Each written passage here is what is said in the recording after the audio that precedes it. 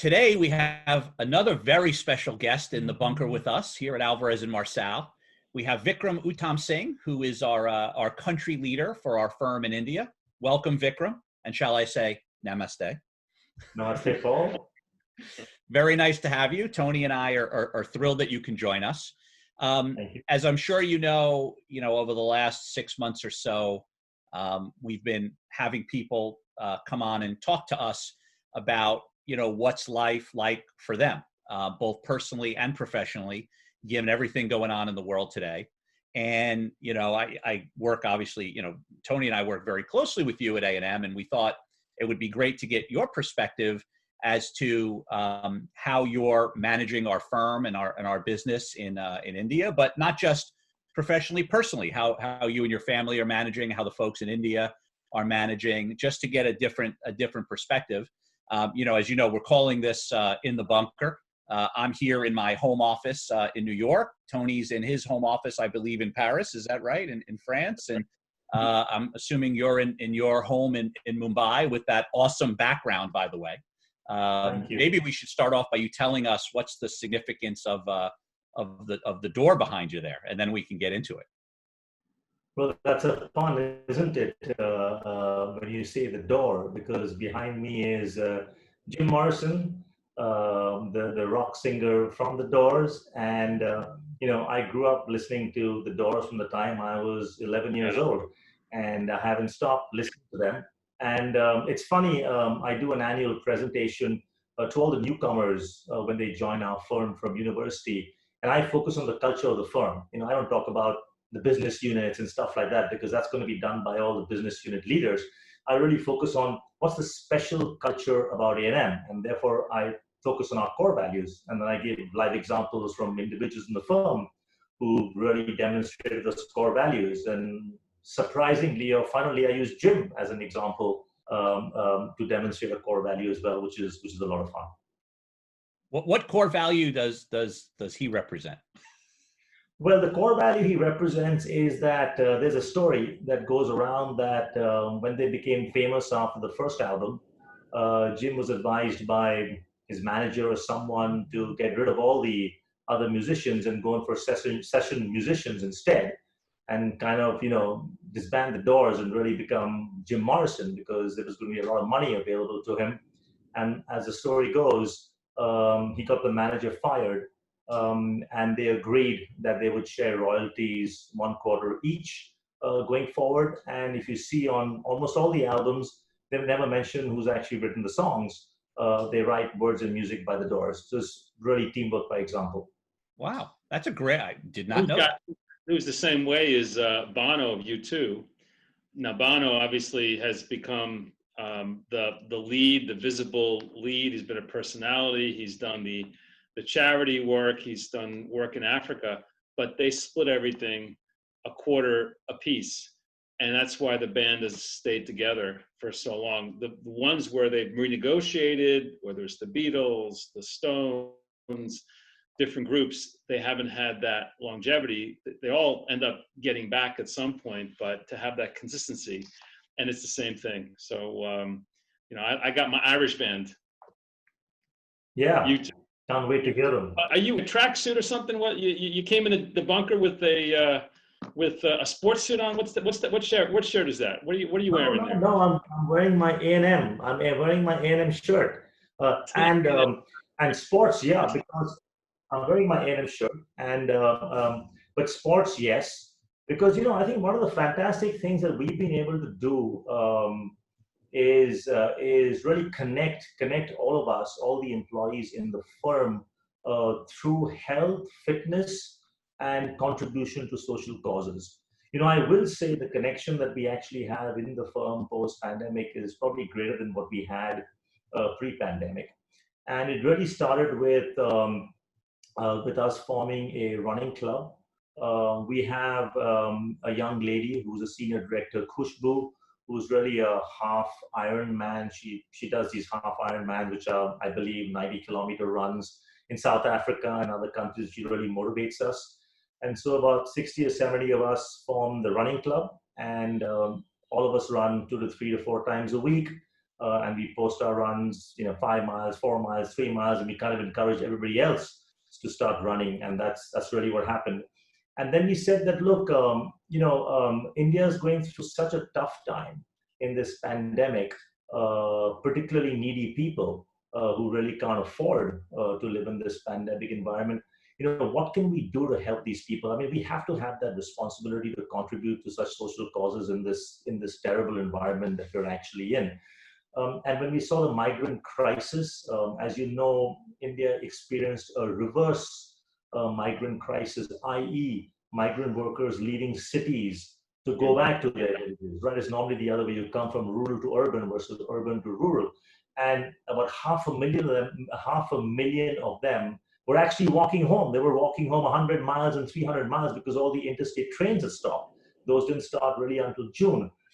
And so we came up with this program saying, listen, over Saturday and Sunday, do any form of exercise, 30 minutes, okay? You can run, you can walk, you can clean the dishes, you can clean the kitchen floor, you can do whatever you want, family members of A&M included. And for every 30 minutes of an exercise that you do, we'll contribute one meal to a migrant worker. And we have the whole firm actually participating in that activity. Over the weekend, people went crazy. There were some brothers, there were some uncles, there were some aunts. Everybody was participating in this fantastic initiative. And then we realized that, wow, what a connection we can form between health and fitness and social awareness. And therefore, we've run some other programs also since. The most recent one was the Oxfam 50-kilometer, 100-kilometer run, which you have to do in 10 days. We again linked that to making a contribution towards social causes. And we had like 65% of the firm participating in a 50-kilometer, 100-kilometer run over 10 days. And these are people, who don't even walk 3 or 4 kilometers, and they were all contributing. They were all getting up. There was one crazy guy who did 100 kilometers in 24 hours. Okay, so there was like a crazy guy. And then we had prizes as well. And we said that the cool thing about the prizes we said that there was some money attached to these prizes. But when we announced them, we said, guess what? You're not getting the money, it's going to charity. So we gave their prize money away as well to charity. Of course, the funny thing for me was, again, we allowed family members to participate. So my son, Sham, our son Roshni, my wife Madhu, we all participated. And Madhu got the award for being the oldest family member to complete 50 kilometers. So we had a really nice laugh about that. You got the most fit team and the most fit family around team, because you got everybody running. And I saw the sing along that you guys put together. You also have one of the most musical teams. No, you mean the virtual rap video? Virtual rap video that you guys created was pretty. So you guys do really interesting things to keep connected, creative things that are fun. Yeah. So we decided that we needed to communicate once every 2 weeks to everybody at A&M. So our town hall is every 15 days. Okay, we let them know what jobs we won. We let them know what jobs we've lost. We let them know what initiatives we've created. How we're reaching out to new corporates in the country that might have some degree of stress, and how we're trying to help them. What new products we're launching, like for example, our digital product that we launched very recently, between a collaboration between our DI, our disputes and investigations unit, and our performance improvement unit. So we communicate that way. And then we said, look, one thing that people are going to miss, or at least the younger people are going to miss in this environment, is just not interacting with senior experienced people, right? Because you're sitting and working out at home. If you were going for meetings with senior people, interacting with them in the office, you learn from that experience. And so we started a virtual coffee connect with just 4 or 5 people with a managing director. And so that virtual coffee connect just happens 3 times a week for every managing director, and it just goes on and on and on. Once you cover 200 employees, you cover the first 4 all over again. And it's a 30-minute informal session where these 3 or 4 employees can ask any questions, personal, professional, to the managing director. The managing director obviously talks about his or her experience, and basically guides them, and kind of basically interacts with them in an informal environment. And then we started a formal leadership program, leadership training program. And so every 3 weeks, the one or two managing directors or senior directors will come together and they'll do a training program. It could be on relationship building. It could be on how to make winning proposals, those sort of topics. And then we have like 30, 40, 50 people typically attending those 1 hour sessions, going through examples, live examples, as well as then being able to ask questions. We started these virtual formal, virtual informal training sessions, but we know that keeping connected with our employees and being as transparent as we can in this pandemic environment is just going to keep them very motivated. And I think we've achieved that very successfully. Hey, Vikram, maybe talk about, I know normally you have an annual offsite for the India firm, and I'm usually there. And obviously this year that didn't happen, but you did happen virtually. And there was a virtual gala kind of auction fundraiser associated with that. Maybe talk about how you pulled off kind of a virtual offsite meeting, which typically would be 2 to 3 days somewhere, and then roped obviously a charity component into that as well, because I thought that was pretty neat. Yeah, we do our annual offsite typically June, July, August. That's when we typically done it once in 18 months approximately. It's fun to go away, be together, really do formal work stuff for about half a day, and then really 1 day of creative stuff. And then, of course, because of me, lots of sports around it with soccer and cricket and running and stuff like that, right? So that's part and parcel of the fun part of waking up everybody at 6 o'clock in the morning, knocking on their doors and says, come on, we're playing soccer this morning, playing football this morning, after they've been potentially drinking till 3 o'clock in the morning, of course. But there's no sympathy for them. So we said, look, we can't have a physical offsite. And given where India is with the pandemic, and the number of cases that we have, I mean, to be realistic, it's not going to be before next summer or next autumn before we'll be able to have a physical offsite. And so let's have a virtual one instead. And so we, again, use the opportunity to talk about the strategy of the firm.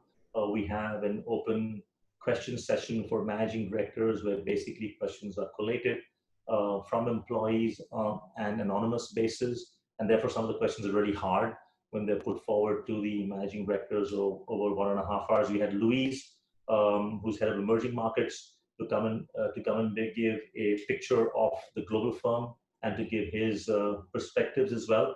And then we combined it with music and dance. We had this wonderful Punjabi singer who sang songs in between. We had a comedian who came and made a lot of jokes about me because I realized that he actually used to work with me at KPMG. So he knew me from a distance. He was in a different business unit at KPMG, but he'd heard about my hard reputation there. And so he cracked a lot of jokes to the fun of everybody else and really made a Mickey out of me in that session. So that was fun for everyone. And then, of course, we had our auction, right? And what's the auction all about? The auction really is that, hey, folks, go and find stuff that's good quality, in good condition, but that you don't really need, and you'd be willing to give away to charity. And so we typically collect 40, 50, 60 items, including artistic ones, because we have so many artists in our firm, right? So there'll be somebody who does very good caricatures. I think it's going to be a really funny one of you, Paul, at some point in time. I bought one. I bought one. Somebody who does beautiful paintings, and so and these are family members as well as employees, and we encourage them to say, your wife's a painter, ask her if she'd like to, auction 2-3 of her paintings during the charity auction, and so we run this auction, and it's crazy. We were really concerned in terms of how we would run it this time because it's really built up with a lot of noise and mayhem and music around it, and it runs for about 3 or 4 hours, and people are crazy, screaming and outbidding each other. And but we have 2 fantastic guys. We have these 2 guys who are very loud in their tone, and they carried it off brilliantly, getting people to bid against each other. And we raised every year we create a record of the amount of money that we actually raised, and so we created another record. We raised about in total about $30,000 this time. So wow. It was pretty phenomenal. It was marginally better than last year, but it was still a record for us. And And we did that over Thursday afternoon and Friday because we said, listen, for non-client work, okay, we shouldn't be impinging on people's weekends and stuff like that, right? I mean, anyway, there's so much pressure from clients, and sometimes you got to work the weekends, you got to work late hours. But we said we really have to control how much of non-client work gets done during late hours and weekends. And so we did the offsite through a Thursday afternoon, Friday evening. Very successful. We got feedback that they absolutely loved it. So I teased them saying, "Hey, we can do virtual auctions forever because we can save so much money, instead of having to go on an offsite." But of course, they do want a physical offsite because they love that. So Vikram, it's just amazing, what you've created over there with the rest of the team and how connected everyone is together. Maybe let's just focus a little bit more serious, but from a personal perspective, maybe you can share, kind of what's going on, within Mumbai, within India, with the pandemic, but how you and your family personally are dealing with this time. How often do you leave the house? How often are you conducting kind of your normal activities? I mean, how often are you outside? How often are people interacting outside of the office, outside of A&M? Just personally, what's it like right now in Mumbai? Okay, I'll cover Mumbai and India as well. Look, the country is going through a pretty hard time. If you see the numbers, we're now 6 months into this pandemic, and we have daily cases of about 100,000 and about 1,000 deaths a day right now. So the only silver lining is that the ratio of deaths to new cases seems to be about 1%, which seems to be quite low, which is good news for us. But of course, there's a question mark as to whether all these numbers are reliable, given the amount of testing that's taking place. And so what's really happened to us is that we went into lockdown early, which I think was a great idea from the government to put us into lockdown. We had like 500 cases a day. But really, I think we didn't anticipate a few things, and we can't really blame anybody for that. We didn't anticipate that there would be this very large migrant population that comes from a few states to a few states basically to seek jobs. And you shut down businesses and you put them into lockdown. Suddenly, they're daily, most of them, quite a few of them are daily wage earners. And so, they suddenly lose the ability to earn their daily wage. And their accommodation is not not appropriate for a lockdown. And so a lot of them really wanted to try and get back home. And the lockdown kept extending. So first of all, for 10 days, another 10 days, another 10 days, and they were getting more and more concerned about that. So at some point in time, at the end of May, they really started finding their way home in however they could. And really what that has led is, of course, a spread of the pandemic from the main urban cities, which were the hotspots. At that point in time, it's now spreading into rural India. And it's really not something that you can control, just given the size and scale and complexity of this country. So really, our office has been shut down since March 24th. We really don't have any plans to reopen the office until sometime in the new year. We're obviously watching very carefully in terms of what happens with a vaccine and when a vaccine comes out, and we hope that one comes out before the end of the year, and that India can get access to that vaccine. So I really think that's the only way in which we'll be able to start controlling. Our offices are shut down, but the country is out of lockdown. Yeah, you can move. So the countries, So the countries started to unlock from around the end of June. There was unlock 1.0, 2.0, 3.0, 4.0. So really, what you saw was that most businesses were shut down April, May, and June, and really after that you had the lockdown open up, and so factories have reopened. And in a latest survey that was done by an institution, it showed that approximately factories are operating at somewhere between 50 to 75% of their capacity compared to pre-lockdown. It's been fascinating for me because I've been seeing the impact of the lockdown through the eyes of my wife's business. As Paul's aware, my wife runs a small pharmaceutical company. She's essential services because she manufactures essential drugs. And so she had to keep her factory open through the pandemic, even during the lockdown. And we saw the practical difficulties that she faced, where a lot of the factory workers first didn't want to come to work. Some of them went back to their villages and their towns. Then they started coming back to work. She's had to make safe arrangements for them to travel because the local trains have stopped. Of course, the local trains are stopped now, but they had stopped. And so I saw the impact on her business through the lockdown, and then also through the reopening of the country. From an A&M point of view, we took a call that, look, we will work from home. Now, if there are clients who require us to be on site, be at the factory, depending on the circumstances, depending on the client safety standards, we will allow our employees to go and work at client sites. We've had very few requests of that so far. By the way, I just came back today from a visit to Pune, which is about 100 miles from Mumbai.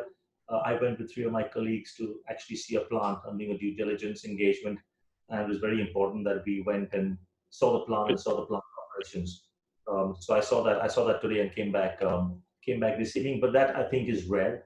I think our approach is still that we would like to work from home and continue to do that, because look, we shut the office down when there were 500 cases. Now there are 100,000 cases. So it doesn't make any logical sense to open the office and get people back to the office at this point in time.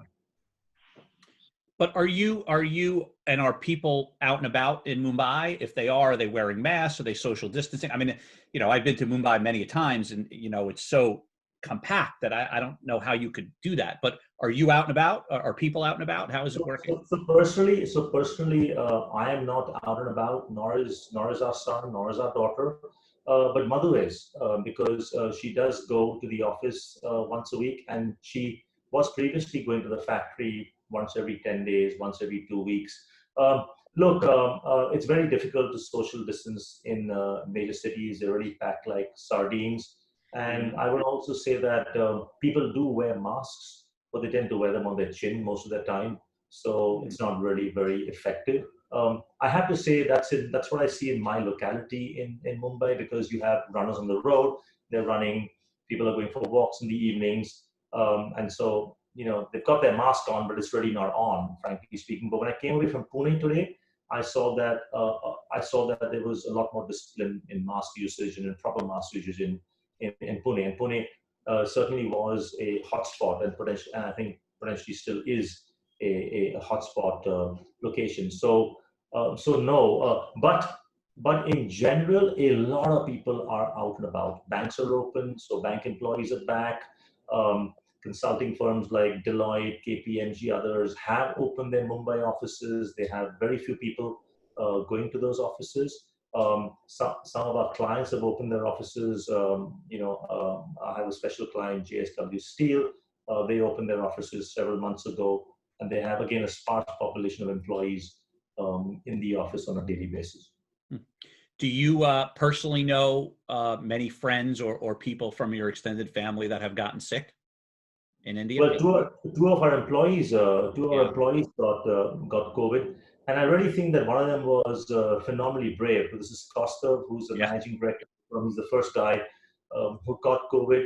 He was not asymptomatic, but he was not so worse off that he actually needed to be in a hospital. But he went through some difficult days. He had significant body ache and pain and extreme tiredness, and so he went through the process. But what was really amazing about him is that 3 or 4 weeks later, a month later, he went and found out that blood plasma donations in this country are a dismal number, particularly in the city of Mumbai and the state of Maharashtra. There are a dismal number from patients who survived from COVID. And so he chose to go back to a COVID hospital, by the way, to actually donate his blood plasma.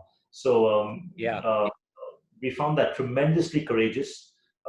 We are now, as a firm, and Kostav, I think, has just about kicked this off, because he's done research with all the hospitals to try and find out as to what is the local government doing about it, what are the hospitals doing about it, and we're trying to partner with them to come out with a program to get recovered COVID patients to come forward to donate their blood plasma. We thought that would be something really nice that we could do for the city, and because we have all the organization skills, we could kind of program Yeah. manage that. And I think our partner Kostov, who we're talking about, I think he documented a lot of this, and I think he wrote an article on LinkedIn, which I read, and it was very powerful. But if you know Kostov, I mean, he's kind of an amazing guy in general. I think, you know, he's had dengue fever 8 times, malaria 12 times. You know, how many times is this guy going to get COVID? He's already he gets sick, and is just the most resilient person that I've ever met. Yeah, you know, I think that we shouldn't underplay this disease, because again, if you look at someone like Kostov, I think he's been recovering now for 3 months, and you know, he's a runner. He used to do 8 miles, 10 miles, pretty fast. He's a solid runner. He struggled to get back. He's getting back now, but it's taken him 4 months to start to get back, and he's not at his peak as yet, and that will still take more time. Right, and so, he's a very fit individual, didn't he? He summited some mountains. I know he's a mountain. So he's in great shape, and so he probably has every advantage going into this. And good thing I've heard is the people that are in great shape, their immune systems are strong, and that's part of why they're in great shape. But once they get attacked and the virus gets in, it works against them. So that strong immune system actually makes them more vulnerable if it does penetrate. So you see very, very fit people when they do go down. I've heard similar stories and have friends who, you know, out 6 months of really feeling lethargic, feeling slow, tough to get full energy back. It isn't like 3 weeks like the flu. You do 3 weeks, you get over, and then a week and a half later, you're back to top shape. They're still catching up and working their way up to. I had one friend of mine just was able to play 18 holes for the first time in 6 months. He felt too tired to play 18 holes of golf. So I guess what you're saying is that we shouldn't worry about being in great shape. You gave me a great excuse to sit around now. I appreciate that. Thanks. Well, only you could figure out that angle in that. I'm always looking. It's all about the angles. I'm always looking for the angles.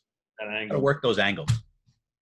But you know, if I can talk a little bit more about the family, because you know, we've had some wonderful events in this pandemic environment. So you know, daughter graduated from high school, and so the high school graduation was online. I got a chance to wear my suit and to see if it still fits me, which it did, thankfully. That was great. And you know, she was all dressed up, and we were all dressed up. And she went online to school, and she gave her speech, and we saw the speech of all the other kids. It was a wonderful, you know, kind of 2-hour evening. And then because we just, I think pre-pandemic, we had just seen that Elton John movie that had come out. And so we were like playing all, you know, Elton songs, you know, Sister Can't Twist, She Can Rock and Roll, and Saturday Night's All Right for Fighting. And we were dancing to it through the evening. So it was wonderful, right? We realized that, wow, you know, actually, we realized that you can have so much fun at home. You don't really need to go out. Okay, it's okay if you can't go out. You can't go out and have fun, right? You can do so many things at home and kind of really enjoy yourselves, right? I mean, the second fantastic thing was that our son works at Deloitte. He got his first promotion, you know, so that was wonderful. We got his promotion, and like, you know, we were celebrating that as well. So there's been some good moments to kind of celebrate sitting at home. You know, we haven't even gone out to the parks, frankly speaking. So it's very different from what you're experiencing. We're actually truly homebound. Okay, so from a social activity point of view, right? So, I mean, the only place we go to is, I live in a condo apartment, 15 floors.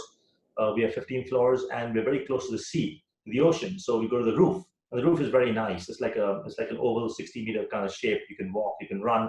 That's where I do all my running, frankly speaking. But you're surrounded by the sea, so it's beautiful. It's cool. It's breezy. It looks beautiful, right? But that's the only really outdoor activity that you get. So it really is quite restrictive, but there's just so much that you can do sitting at home with your family. The other funny thing has been that, you know, pre-pandemic, as a family, we would never have lunch together because we're all at work. We'd have like dinner like once a week together if we were lucky, right? We were suddenly having like lunch 7 days a week together and like dinner 7 days a week. Because like, oh, hold on a minute, this is too much for us. You know, we're not used to this, right? We're gonna cut this down, you know. So we probably have lunch probably three, four times a week together, and then also dinner 4 or 5 times a week together. And we manage to get along. I have a question for you, Vikram. How do you look very well groomed, as Paul does with his very, very slick, tight, high tight hairstyle. Given you guys are homebound, who's cutting your hair? That's a secret. A little bit of risk is you should be willing to take, right? So we got the hairdresser over about 3 weeks ago for the first time. We opened up. I knew it was a professional cut. I knew it was not a home cut like Paul. Vikram's got an image to uphold. You know, I mean, Vikram. I mean, look at him. I mean, he's you know, you can't. That just doesn't happen by accident. That's deliberate. I'm actually headed for the first time in 12 months. I'm headed to my hairstylist, who I haven't seen in 12 months. He's going to cut me with a mask. So I've been doing the home way. My wife's been doing it. I've been doing it, letting my hair grow long at times. So, you know, I'm getting away with it. You just got to shave it off. It's easier. Just buzz it off. I'm not as I can't get away with it. I gotta keep my hat on. My hair's coming all over my face. I gotta keep it off my front. Well, listen, I think, Vikram, it was awesome having you in the bunker with us. We really appreciate it. Great stuff you're doing there with our firm, and appreciate you sharing all that information.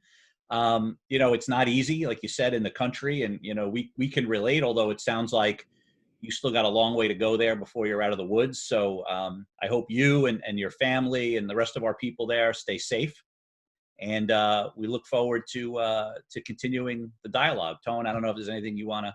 I think it's great. I think what you're doing is great. You know, shout out to your team. When one of my team members' family needed a rare blood type transfusion in India, you know, there were emails sent around, and literally within a couple of hours, there was a list of 50 volunteers, and you know, going out to your broader families. So that engagement and that connectedness really shows. And I think it's a testament to your leadership and what you're doing there. So it's great to see. Great to be able to share what you're doing with a broader platform, because it's really terrific. I don't know about Jim Morrison though. I would have preferred Bono back there, but we'll talk about that when we see each other. Okay. You have a different era. It's a different era. You know, you got the. Yeah, I was influenced by my sister, who was 8 years older to me. So I listened to all the music from when she used to lock the room and blast the music inside her room. I would be outside as a 10-year-old listening to all the music. It was Hendrix, playing the Doors. That's my music basically, right? I grew up listening to it. And musical genius, for sure. All right. Well, Paul, it was wonderful talking to both of you. You know, thank you so much for these opportunities. You know, both you guys are true role models for us in India. We look at you for guidance, for help, for support, and we just love interacting with you. And you know, Tony, you haven't made the trip as yet to India. Paul does it every year. And when the pandemic's over, you're going to have to make that trip. Your brother's made it, and you love it. I love going to weddings that last a week. So, you know, it sounds like in your family there are huge parties. So it's a great, you know, great country, great culture. My brother married, you know, somebody that I met while I was in India visiting. So I introduced them. So we had an Indian wedding, and my little brother ride an elephant in Santa Barbara, California. We had an elephant brought in so he can ride it and do all traditions. It's a wonderful, festive culture, and I'd be delighted to get back there. Good to see you guys. Thank you. Take care. Thank you, Vikram. Take care. Bye bye. See ya.